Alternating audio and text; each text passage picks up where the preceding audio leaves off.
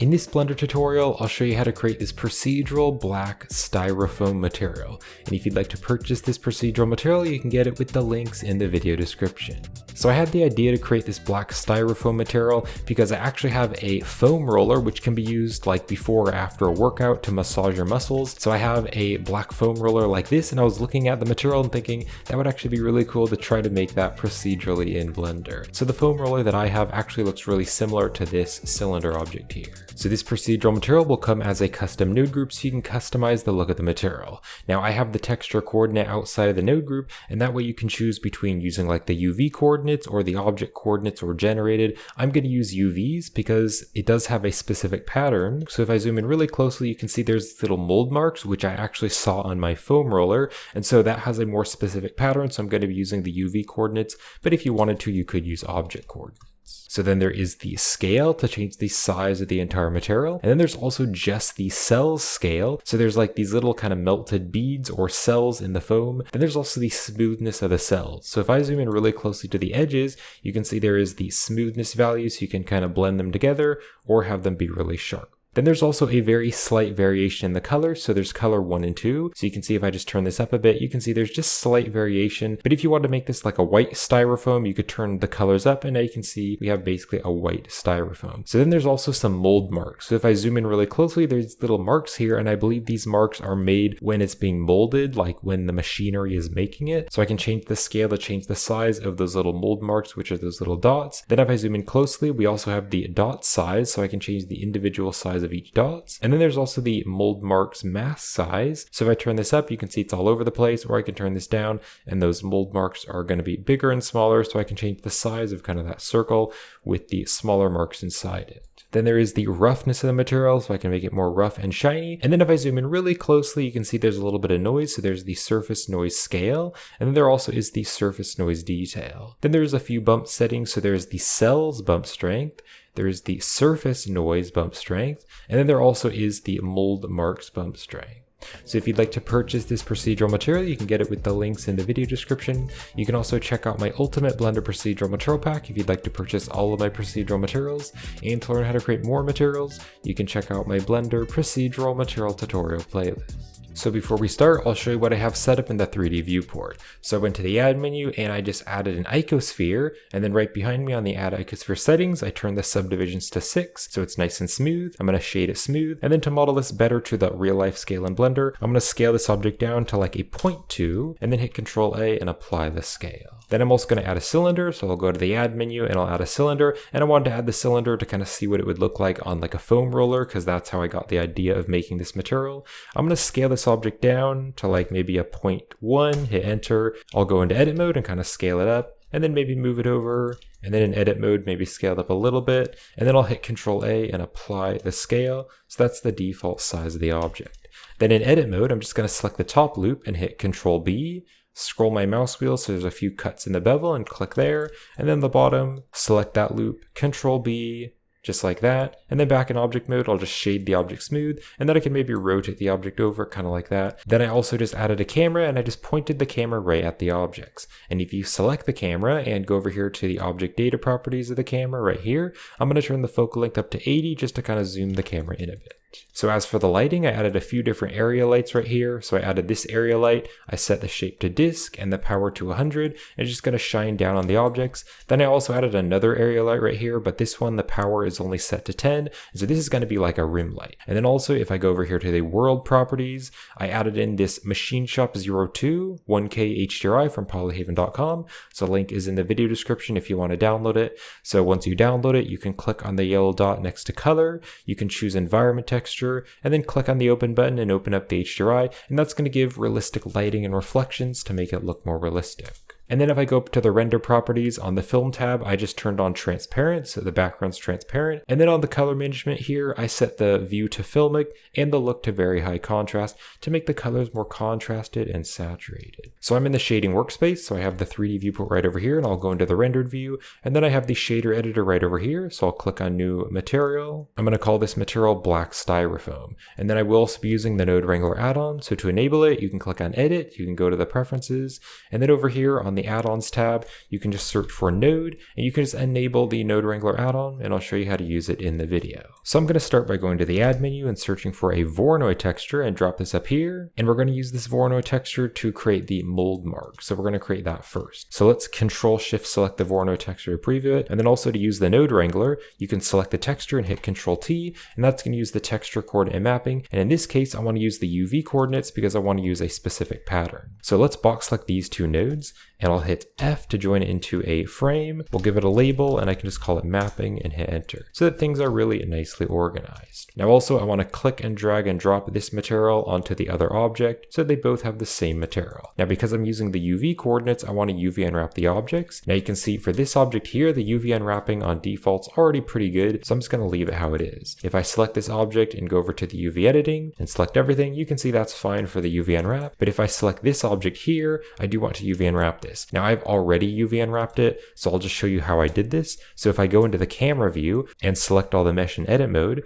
and I'll hit U, and I'm going to do the unwrap project from view bounds. What the bounds will do is it'll make sure it'll be the size of this UV square right here. And also by using the project from view, it's going to project it from our current view. So if we look over here on the side, if I go into the rendered view, if we look over here on the side, you can see it's going to be a bit stretched, but just because this is a material preview, it'll look fine from the camera's perspective. So I'm going to go back to the shading workspace. So on this Voronoi texture here, what I'm going to do is create basically the mask for where those little dots are going to be for the mold. So just make sure you preview the Voronoi texture, and I'm going to turn the scale to 10. And also let's turn the randomness down to 0, and now you can see it is a very specific pattern, but I'll leave the other settings how they are. Now what I want to do is make this a bit more contrasty, so I'm going to search for ramp and add a color ramp and drop it right here. And this way I can zoom into the color ramp and I can drag the black tab and the white tab, and you can see as I drag these tabs together, it's going to make it really contrasted. So I'm going to drag the black tab to about here, and then I'll drag the white tab over to about here.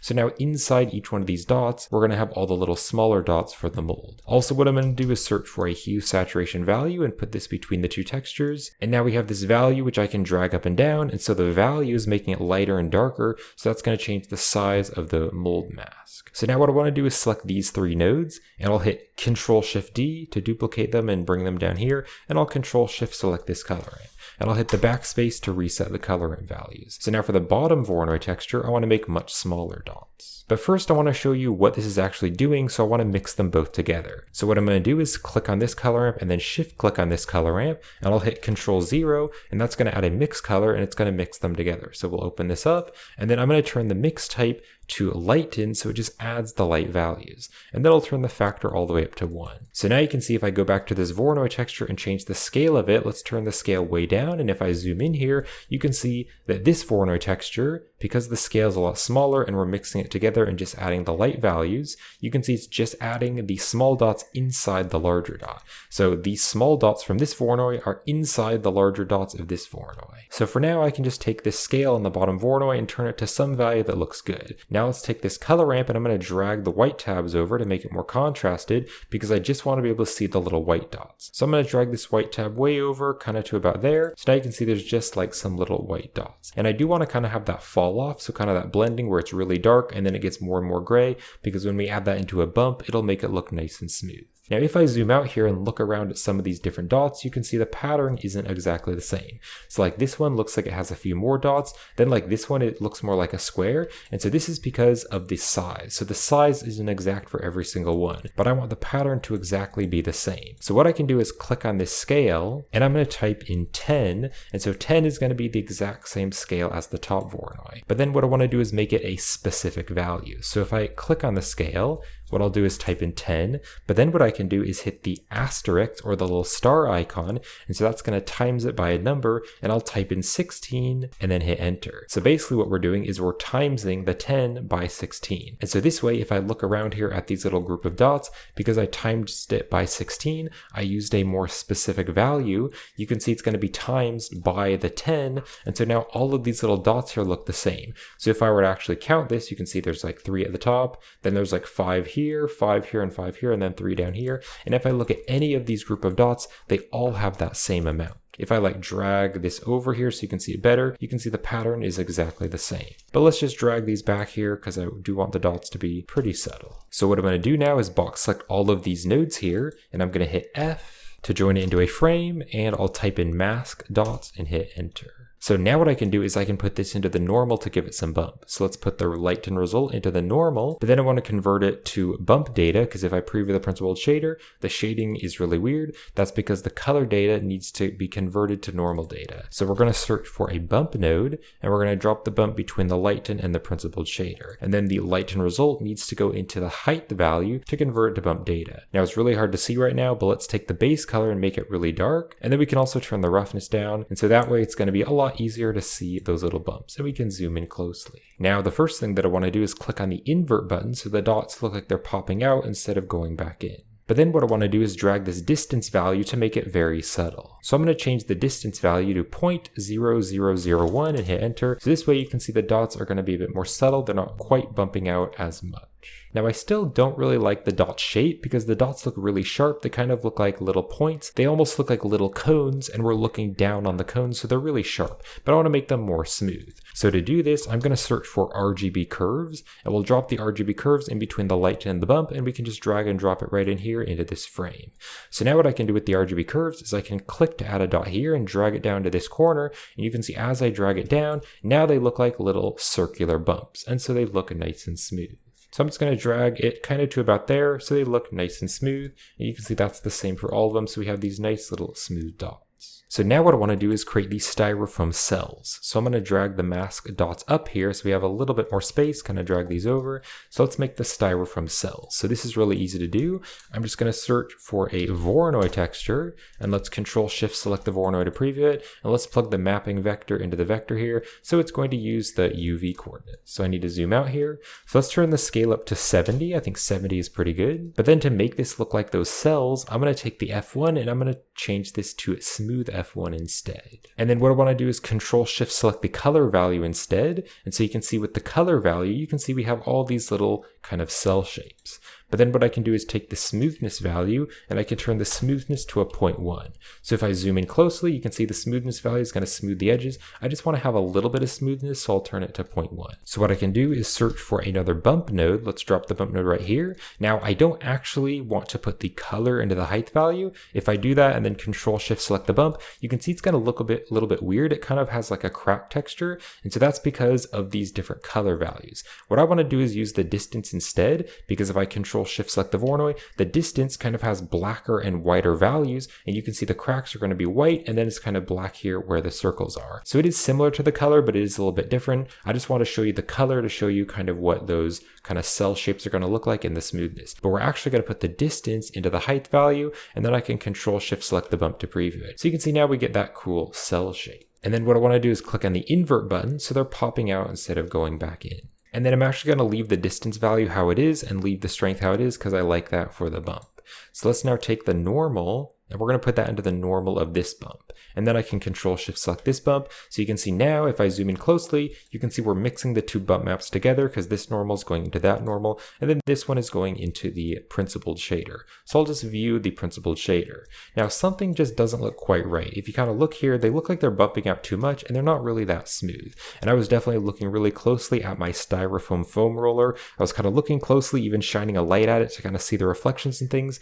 And the foam roller actually is quite a bit more flat. So these little cells need to be more flat. So to do this, I'm going to search for RGB curves and drop this after this Voronoi, and then I can do a similar thing to what we did up here. So I'm going to click to add a dot and I'm going to drag it down here, and you can see as I drag it down, it's basically making the tops of those cells flat. So if I kind of look like right around here, you can see before it looks really sharp, but if I turn it down, it's kind of flattening those cells, but it's still going to keep kind of that sharpness there. So it's keeping the sharpness, the little cracks, but then the top of it is going to be nice and smooth. And that looks a lot more like the black styrofoam that I'm going for. So I'm going to box select these two nodes and hit F. And I'm just going to call this styrofoam cells and hit enter so that everything's really nicely organized. So now what I want to do is add another noise texture. So let's zoom in closely. I want to add another noise texture just to add a tiny little bit of noise over the surface. And that's how my styrofoam roller looks. So what I'm going to do is search for a noise texture, drop this here,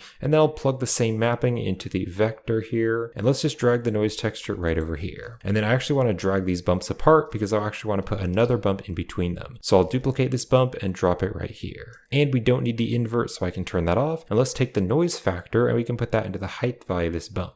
And then we need to change the noise settings. So I'm going to turn the scale to 300 so we have a bunch of tiny little bit of noise. And then I'll turn the detail up to 10 and I'll turn the roughness up to 0.6 so it's very detailed. Now this is way too strong, so what I can do is turn this distance value down to make it more subtle. So I'm going to turn this distance value to a 0.00008.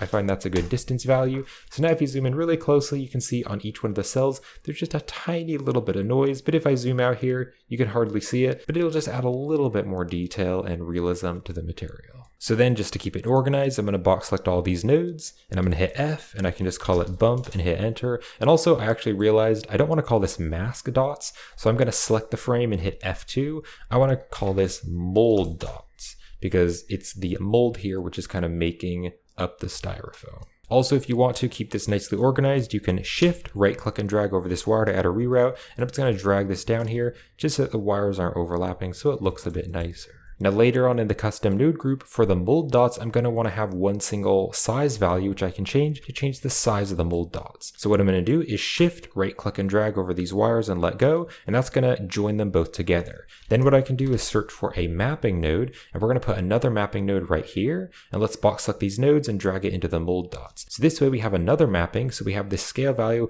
which will control the scale of both of these textures at once. And then if you want to, you can select the reroute and hit Control X to get rid of it because we don't really need it anymore. So this way we'll just have this mapping here and the scale will change the size of both textures at once. So then what I also want to do is add just a little bit of color variation. So I'm going to add a mix color. So we'll drop the mix color right here and let's put the result into the base color. So now what I want to do is add the styrofoam cells. So first what I'll do is just make one of these white and one of these black so you can kind of see the difference. And then let's go over here to the styrofoam cells. Now I could take this color here and I could put this into the factor, but that's not actually going to look very good because you can see in between the cracks there it's actually lighter, and that's not really what I want. What I actually want to do is take the color value and we're going to put the color value into the factor. And so this way it's going to give us that cell effect. So each one of these little kind of styrofoam beads which have maybe been melted together or squished together, each one of them has a slightly different color. So now let's make the mix colors.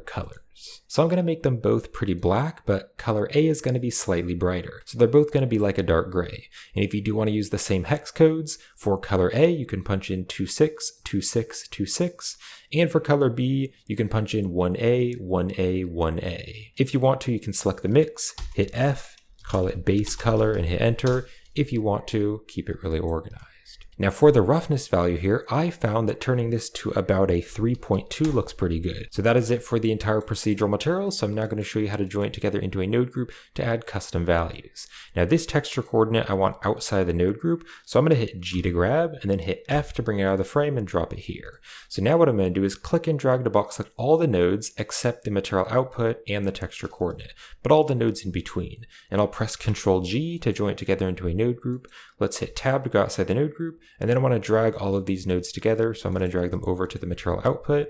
And let's drag this a bit bigger. And then I'll copy the material name and paste it here into the node group. And then I also want to rename the BSDF. So I'll select the node group and hit the Tab key to go into the node group. And I'll hit the N key to open up the side panel. And I'll go to the group tab. So click on group, and then I can double click on the socket here and just call it shader because I like that better. So now right over here I have this group input and I can plug up all the custom values. So let's first take the mapping scale and put that into the extra socket. So this will control the size of the entire material. But if I look here on the side, we have these values here. So we have 3 values, but I just want one value to control the size. So on the type here, instead of vector, we're going to change it to float, and that way it's going to be 1 value. So let's turn the default value to 1, then let's hit tab, we'll turn the scale to 1, and then I can tab back into the node group. So this will change the size of the entire material. So what I'm going to do is drag the group input into this mapping and just stick it right here, and then I'll hit Shift D to duplicate and hit F to bring it out of the frame.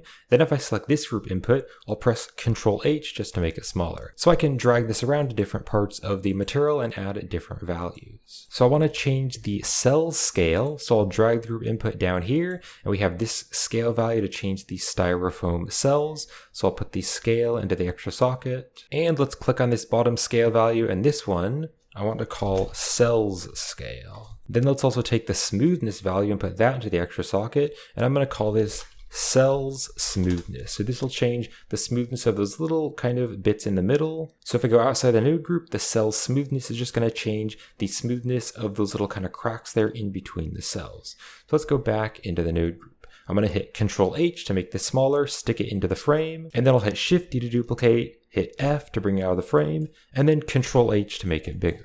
Let's drop it into the mold dots, and I'll just drag this down here. And I want to take the scale and put that into the extra socket. Let's click on it, and I'm going to rename it, and I'm going to call it mold mark scale. And then the vector, I'm going to change to float, so it's one value. The default value will turn to 1. And then if I go outside the node group, I need to turn the scale back to 1. So you can actually see those mold marks. Let's go back into the node group. Then I want to change the dot size, which is controlled by this hue saturation value, so the bottom one. So I'll put the value into the extra socket, and I'm going to call this mold marks dots size. Then we want to do the same thing for the top one, but the top one is like the overall size. So I'll put the value into the extra socket, and this one I'm going to call mold marks mask size. So outside the node group, you can see this one is changing the dot size, but then this one is changing like the entire mask. So let's hit Shift D to duplicate and hit F, bring this up here. Then if we select this group input, I'll hit Control H to make it smaller. Maybe just drag it down here so it looks nicer. And then I'll drag the group input over here. And I want to add the colors. So if I drag it right down here, let's put color A, color B, and then the roughness into the extra socket. So I'll leave this called roughness.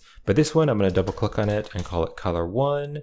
And this one, I'm going to call it color 2. And then what I want to do is put color 1 and 2 right after the cell smoothness. So I can click and drag and drop it up here, and then click and drag and drop this right up here. So we'll select this one, we'll hit Shift D to duplicate it, drop it down here. And this group input, I'll hit Control H and drag it right down here into the base color. So now I want to add the different bump values. So I'll stick this into the bump, just drop it there. And then let's take the scale and the detail of the noise and put these into these sockets. Let's drag this out to make it bigger. And I just want to call this like surface noise. So surface noise scale, copy that value, paste it here, and this one's going to be called surface noise detail. Then we have the cells bump strength, so I'll put this one to the extra socket, and we're going to rename this to cells bump strength.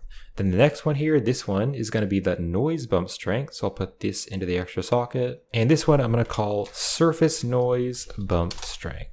Then the last one here, if I drag this up and down, that's going to be the mold. So I'll put the strength into the extra socket. Let's rename this. And I'm going to call this one mold marks bump strength. So let's select the group input, hit Control H just to make it smaller so it looks nicer. We'll hit N to close the side panel. So I'll hit Tab to go outside the node group. So that'll wrap it up for this tutorial. So thank you for watching. And if you'd like to purchase this procedural material, you can get it with the links in the description on my Gumroad store and Patreon page. And that's a great way to help support the channel. You can also purchase all of my procedural materials with my Ultimate Blender Procedural Material Pack, which comes with all of my procedural materials. And every time I create another 10 procedural materials, I update the material pack with the new materials. And to learn how to create more materials, you can check out my Blender procedural material tutorial playlist. So I hope you enjoyed, and thank you for watching.